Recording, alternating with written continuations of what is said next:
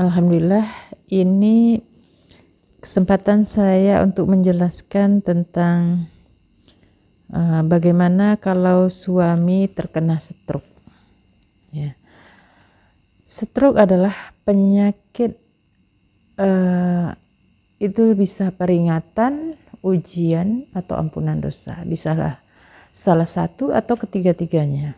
Ya. Jadi kalau peringatan disadari, kalau ujian tingkatkan keyakinan, kalau ampunan dosa berarti pasrah. Ya. Jadi kita lihat apa yang terjadi pada orang yang mengalami stroke. Ya.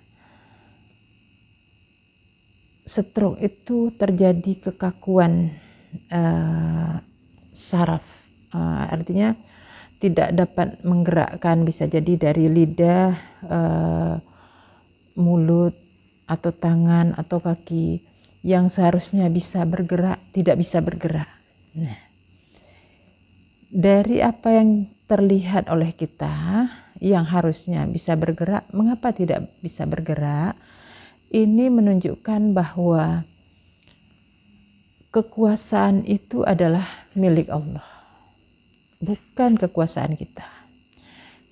Tangan yang Allah titipkan kepada kita untuk menggerakkannya juga harus dengan izin Allah, karena ini semua milik Allah. Tenaga, harta, ilmu, semua milik Allah. Nah, ketika alat-alat ini tidak bisa berfungsi dengan baik, nah ini menunjukkan ada yang Allah ingatkan, misalnya lidah. Kenapa keluh atau kaku sehingga tidak bisa mengucapkan kata-kata? Coba perhatikan, berapa banyak yang kita menggunakan lidah kita, lisan kita untuk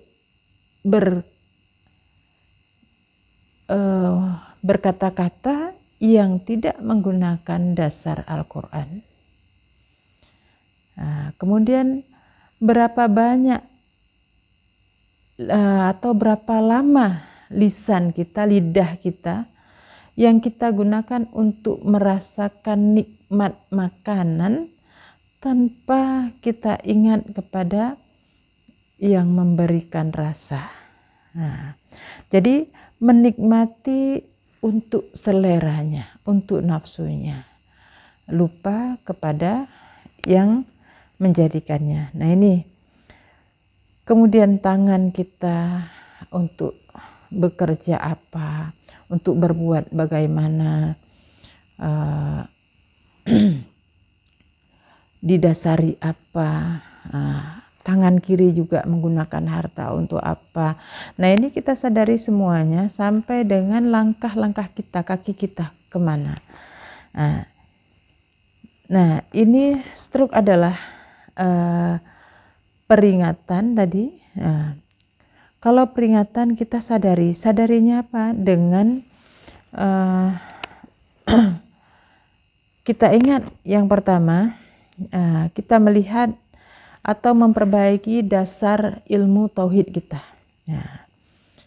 Dasar kita untuk mengenal Allah. Ini yang harus diperbaiki pada kondisi orang stroke. Ya. Karena ini sifatnya walaupun mungkin kakunya itu di mulut, di tangan, pada dasarnya ini semua ada perannya, terutama otak. Jadi otaknya itu tidak digunakan secara maksimal dalam mempelajari ilmu tauhid dengan benar, atau dalam hal mengenal Allah. Yang kedua, lihat penyakit hati. Ada penyakit hati apa dalam diri kita? Misalnya kesombongan atau itulah marah kepada siapa.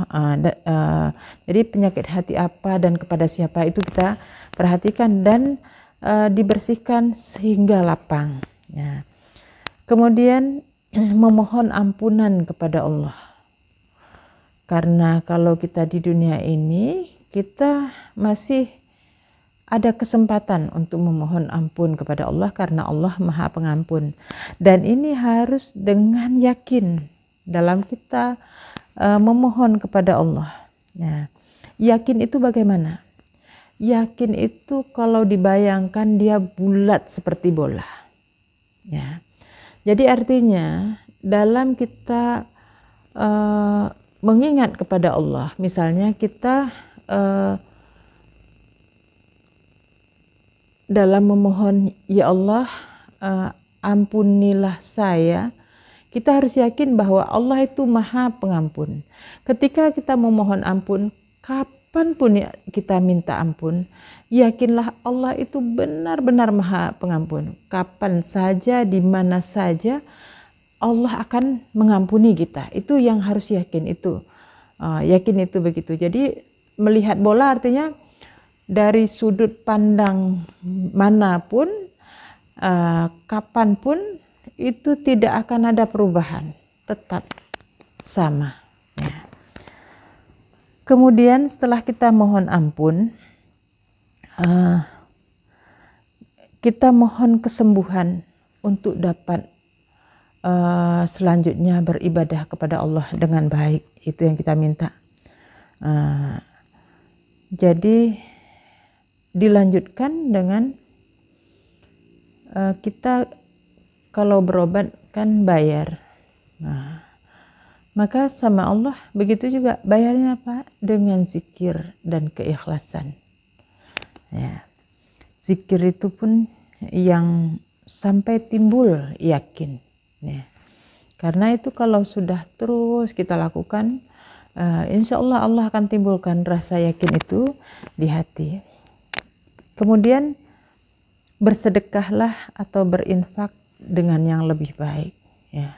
Ini adalah jalan untuk kita mendapatkan ridhonya Allah. Jadi minta sembuh tapi dengan jalan ridho. Nah, ridho Allah, yang diridhoi Allah, yang disenangi Allah. Masalah hasilnya sembuh tidak sembuh itu urusan Allah. Yang penting kita sudah berdoa, berusaha.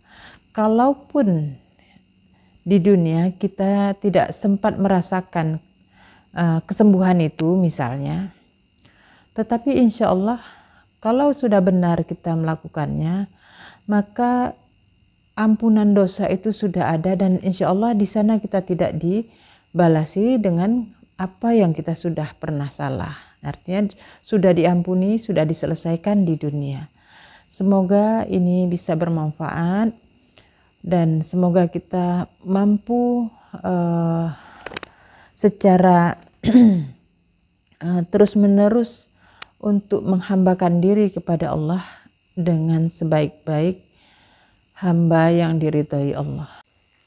Dan yang menjadi catatan, kalau suami istri mengalami sakit, bisa jadi sakit suami adalah ujian atau peringatan untuk istri, atau sebaliknya.